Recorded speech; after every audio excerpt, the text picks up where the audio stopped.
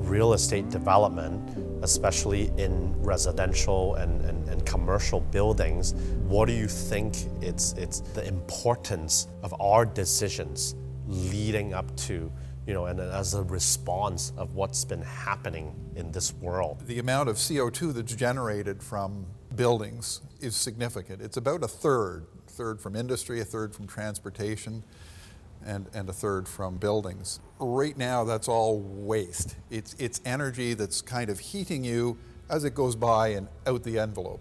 And so what we're doing, building to passive house standards, is saving that energy.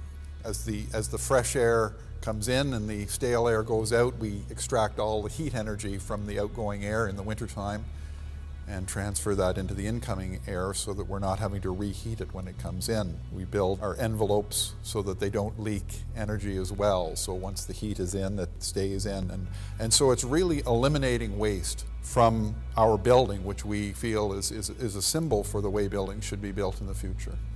There's 5 basic principles we followed on our project for reaching passive house. We have well-insulated walls or super insulated walls, eliminated thermal bridging to the extent that no other buildings have been able to do, and that includes thermal breaks through the window frames and thermal breaks through the slab where we have balconies. We've used HRV systems for extracting heat energy from the air in terms of our mechanical systems. We also use extremely high quality windows to keep in the heat and bring in the sun when it's required and reflect it when it's not required. And the other item is the air tightness, and we do that by minimizing the number of connections between panels by making the panels very large, the panels that enclose the building. What's challenging for us is we sell the space. We sell a space that people want to live in and enjoy, and part of that enjoyment is your view. And so having windows that are large becomes very problematic when it comes to passive house, because most of the energy that goes away and leaks out of our buildings leaks out through windows. Easily to get R20 in a wall, it's not very thick, but you put in a triple glazed window and it's maybe R4.8 if you're lucky, if you use good gas in the interstitial spaces. To get large windows in a project where we're trying to sell a luxury product with a good view, at the same time having a space that is comfortable, whether you're sitting near the window or away from the window, and that you've got air that is the best quality air that any building in Vancouver has been able to produce because of our filtration systems and our attention to bringing in fresh air and exhausting stale air.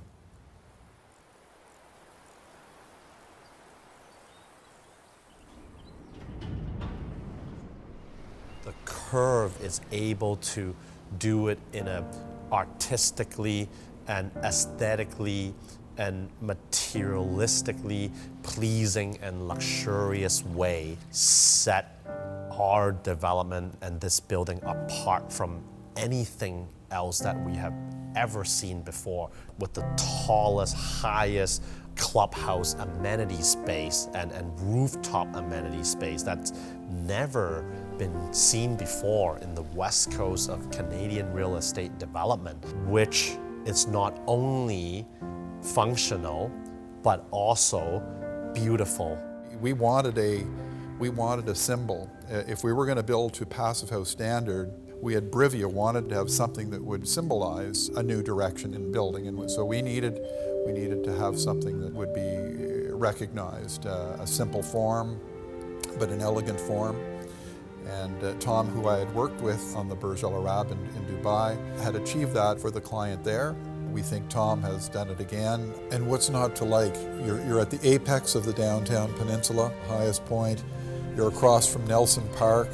You're minutes from the beach. You're minutes from downtown, in the best looking building on the planet.